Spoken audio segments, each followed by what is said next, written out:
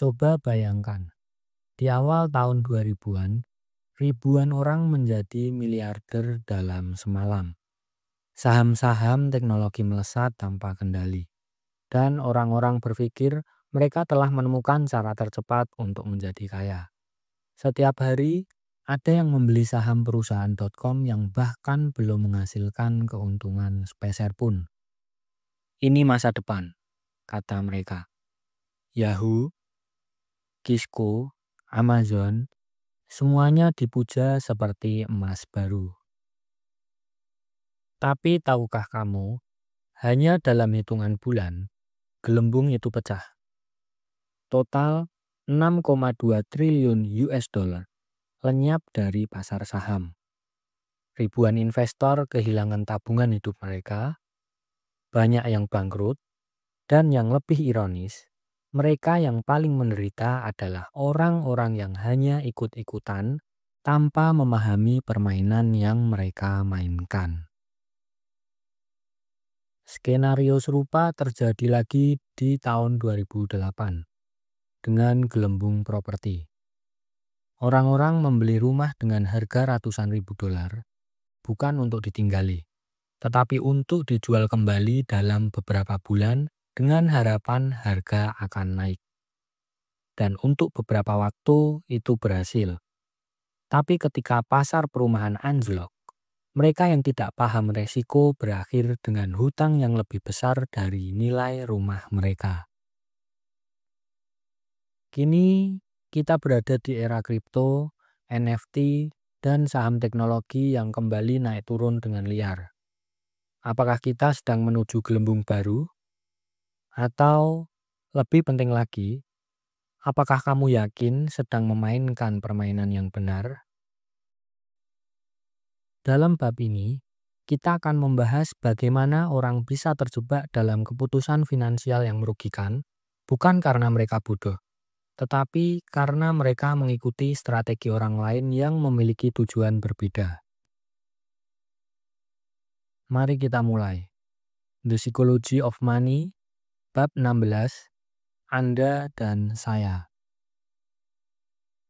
1.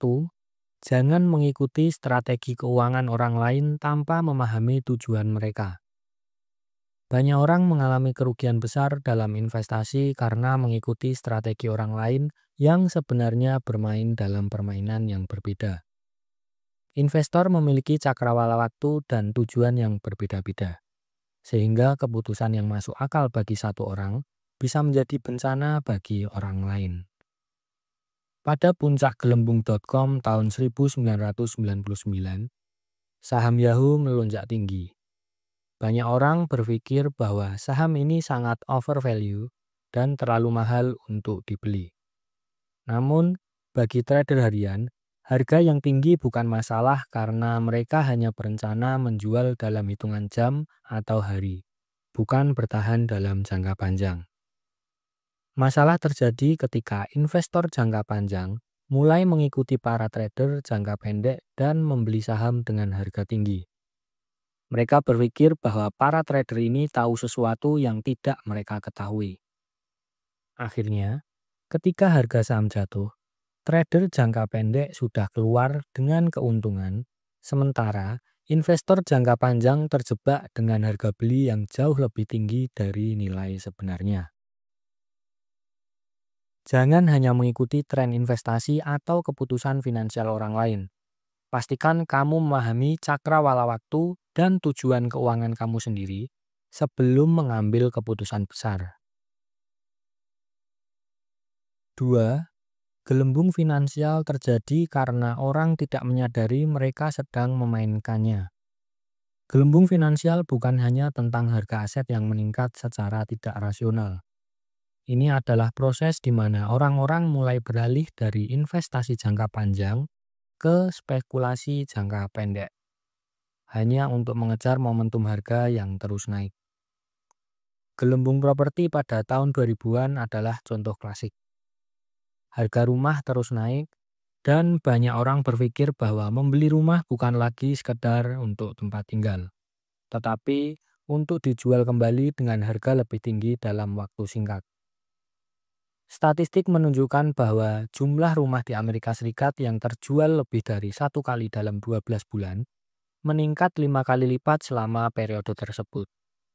Orang tidak peduli dengan nilai fundamental rumah atau pertumbuhan ekonomi jangka panjang. Yang penting harga naik bulan depan sehingga bisa dijual dengan untung. Saat pasar akhirnya runtuh, banyak yang terjebak dengan rumah yang nilainya jauh lebih rendah dari harga beli mereka, menyebabkan krisis keuangan global. Jika suatu aset terus naik tanpa alasan fundamental yang jelas, berhati-hatilah. Bukan hanya tentang harga yang naik, tetapi siapa yang membeli dan mengapa mereka membeli. Jangan terjebak dalam mentalitas, ini akan terus naik selamanya. 3. Harga aset yang tidak masuk akal bisa sebenarnya masuk akal bagi orang yang bermain di permainan berbeda. Satu aset yang tampaknya mahal bagi satu orang bisa masuk akal bagi orang lain, tergantung dari bagaimana mereka bermain. Cakrawala waktu dan strategi berbeda membuat harga yang tampak konyol bagi sebagian orang justru wajar bagi orang lain. Ambil contoh saham Kisco pada tahun 1999. Harga sahamnya naik 300% hanya dalam setahun, sehingga valuasinya mencapai 600 miliar dolar. Bagi investor jangka panjang ini tampak tidak masuk akal, karena valuasi ini mengindikasikan bahwa Kisco akan menjadi lebih besar dari ekonomi Amerika Serikat dalam 20 tahun.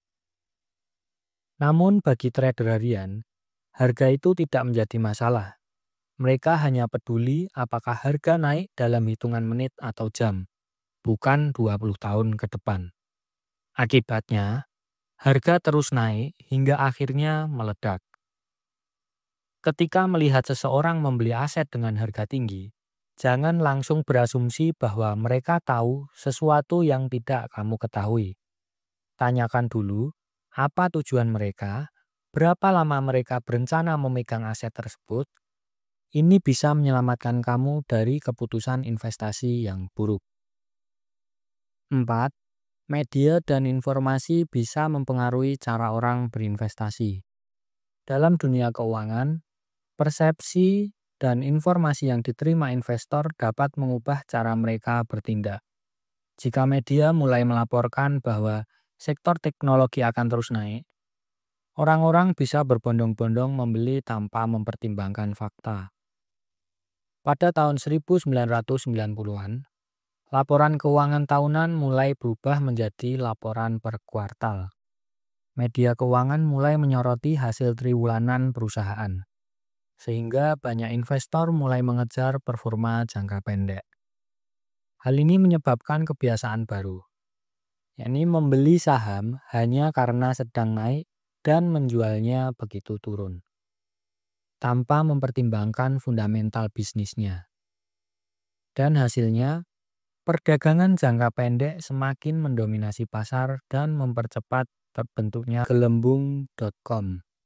Jangan biarkan media atau tren sesaat mengontrol keputusan finansial kamu. Fokuslah pada strategi jangka panjang yang sesuai dengan tujuan pribadimu. 5.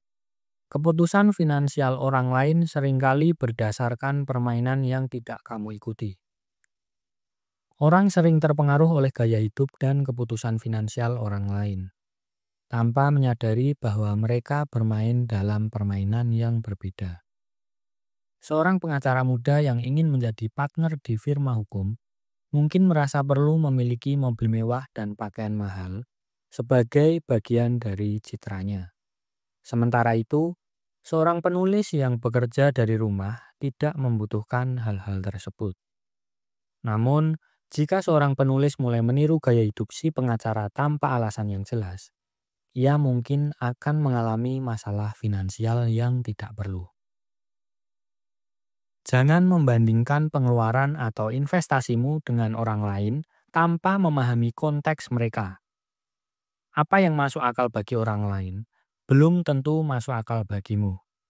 Fokuslah pada kebutuhan dan tujuan pribadimu. Kesimpulannya, Bab 16 ini mengajarkan kita bahwa kita harus memahami permainan yang kita mainkan sebelum mengambil keputusan finansial. Jangan ikut-ikutan hanya karena melihat orang lain sukses dalam jangka pendek.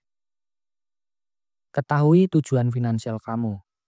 Jangan mudah terbawa tren tanpa analisis mendalam. Pahami bahwa strategi orang lain mungkin tidak cocok untukmu. Dengan memahami prinsip-prinsip ini, kamu bisa menghindari jebakan finansial yang telah menghancurkan banyak orang di masa lalu.